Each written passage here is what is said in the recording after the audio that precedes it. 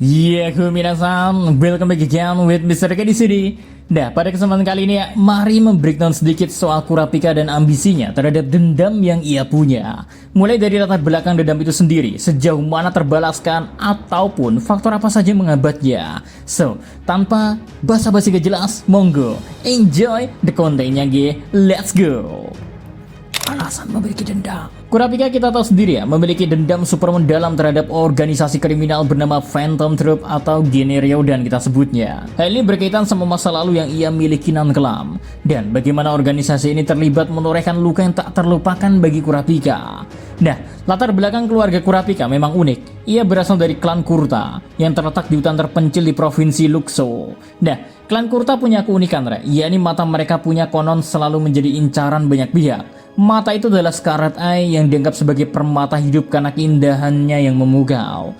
Lebih dari itu ya, mata ini pun menghadirkan kekuatan yang luar biasa. Ketika klan Kurta mengalami lonjakan emosi yang kuat, entah itu marah, sedih, atau bahagia, warnanya akan berubah menjadi merah terang. Kemudian ketika aktif akan meningkatkan kemampuan fisik sekaligus nen secara signifikan, sehingga sangat tangguh di dalam pertempuran. Sekalipun sang pengguna diibaratkan udah koit pun ya, Scarlet Eye ini tetap menyala. So, meskipun dasarnya klan Kurta termasuk klan yang cinta damai, sederhana, sampai tinggal jauh dari hingar-bingar dunia luar, mereka diincar untuk mereka yang haus akan kekuatan atau memanfaatkan agar mata ini dapat dijual di pasar gelap. Nah, nasib apa menimpa masa kecil Kurapika, Ditinggal sebentar oleh dunia karena kepo sama dunia di luar desa tempat ia tinggal. Klan Kurta mengalami pembantaian secara tragis yang menghabisi seluruh anggota klan tanpa ampun. Pelakunya tidak lain tidak bukan Gene Ryodan, dengan tujuan mendapatkan Scarlet Eye dan menjualnya ke pasar gelap.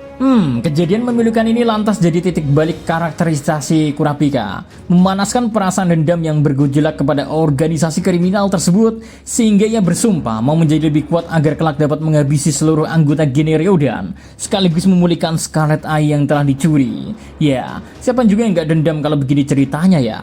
Upaya balas dendam. Well, setelah kita mengetahui alasan kenapa dendam Kurapika ini panas banget sepanas omongan tetangga, kini mari kita breakdown lagi ya. Udah sejauh mana dendam Kurapika ini berjalan? Apakah sudah sesuai harapan?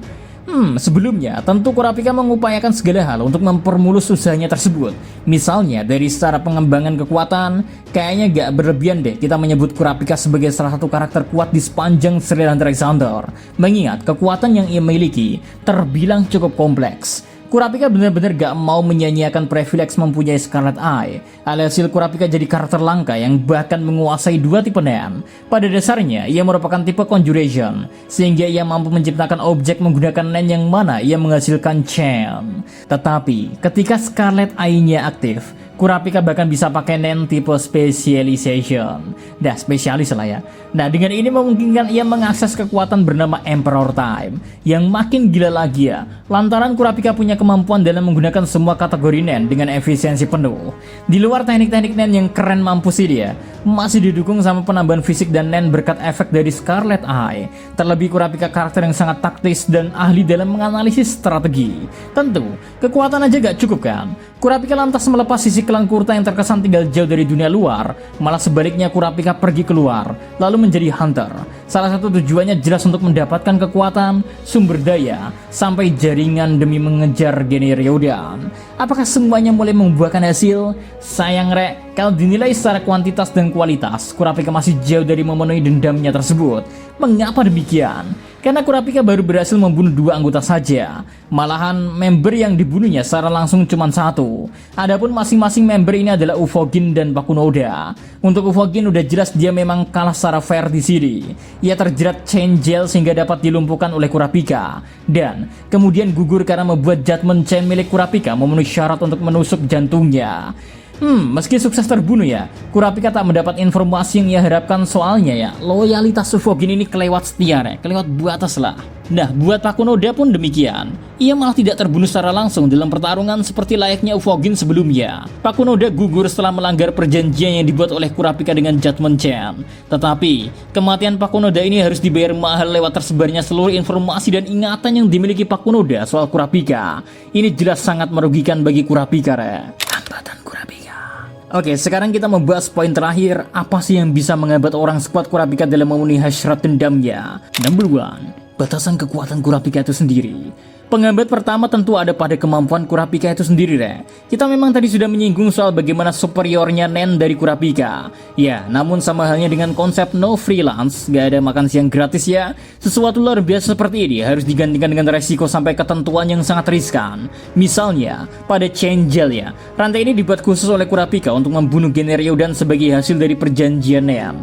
Semisal Kurapika harus menggunakannya di luar anggota dari Generiodan, maka resiko yang bisa dihadapi sangat besar, bahkan kematian. Lalu jangan lupa ya sama Emperor Time. Ini juga punya resiko, yang mana setiap detik penggunaan Emperor Time mengurangi 1 jam dari harapan hidup Kurapika.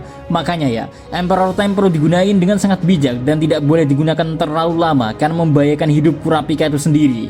Well, setiap teknik Kurapika membutuhkan Nen dalam jumlah yang sangat besar. So, jika kita simulasikan dalam pertarungan sebenarnya, nampaknya masih oke lah ya. Semisal Kurapika menghadapi pertarungan 1 lawan 1. Tapi bisa lain cerita andaikan pertarungan di luar itu ya, ditambah dalam jangka waktu yang panjang serta terus menerus. Ini bisa jadi senjata makan tuan buat Kurapika. Kekuatan Kurapika udah bocor. Hambatan kedua, sebenarnya Generiodan udah cukup kaget sama apa yang terjadi sama Ufogin. Andaikan semua rahasia dari kelebihan dan kekurangan Kurapika masih terjaga, chance-nya masih sangat besar. Namun seperti yang kita tahu ya, semua ini buyar lantaran memori bom dari Pakunoda. Meski harus mengorbankan nyawa Pakunoda itu sendiri ya, setidaknya soal sosok siapa itu Kurapika dan kekuatannya berkonsep seperti apa serta bagaimana mengatasinya sudah diketahui sebagian besar oleh anggota Generiodan. Jelas ini membuat situasi Kurapika menjadi lebih pelik. Entah bagaimana asumsi pribadi Mr. K mengatakan Kurapika memang agak miskalkulasi dalam menilai kesetiaan antar anggota. Dari Ufogin sama Pakunoda ya, meski udah nyiapin pencegahan, tapi kasus Pakunoda ini memang harus kita akui Kurapika terasa keskip 1 langkah dari Pakunoda yang mana sangat merugikan bagi Doi. Emosi tak terkendali. Penghambat ketiga berkaitan sama hal di luar pertarungan, yakni soal emosi Kurapika yang kalau udah nyangkut soal Generiodan langsung jadi tak terkendali. Terasa kayak lepas gitu rasionalitas Doi entah kenapa. Paham lah ya pasti kalian. Pokoknya kalau udah bahas mereka ya, langsung tuh Kurapika out of character. Dia yang biasanya tenang dan bijak dalam mengambil tindakan, jadi emosian dan selalu berpikir untuk menyelesaikan semuanya seorang diri. Ini jelas sangat berpengaruh, karena terlalu tenggelam sama dendamnya, gak menutup kemungkinannya membawa petaka seperti kesalahan yang gak perlu dilakukan oleh Kurapika dalam menjalankan rencananya. Apalagi di kondisi kemampuannya telah diketahui kayak gini ya, rentan banget dimanfaatin. Ini belum nyangkut sama konflik batin semacam gimana Kurapika memikirkan hubungan dia sama teman-temannya macam Gon dan Killua. So, menimbulkan gejolak antara dendam pribadi dan tanggung jawab terhadap teman-temannya. Itu dia lah Rek, breakdown kita soal Kurapika dan dendamnya terhadap Generiodan. Menurut kalian sendiri, dari informasi tadi bisakah kelak Kurapika menuntaskan dendamnya? Silahkan beropini di kolom komentar, oke? So, itu dia yang bisa Mr. K sampaikan terkait konten kali ini. See you next time. Adi Sekar Melo, stay everyone. Salam Adi Media.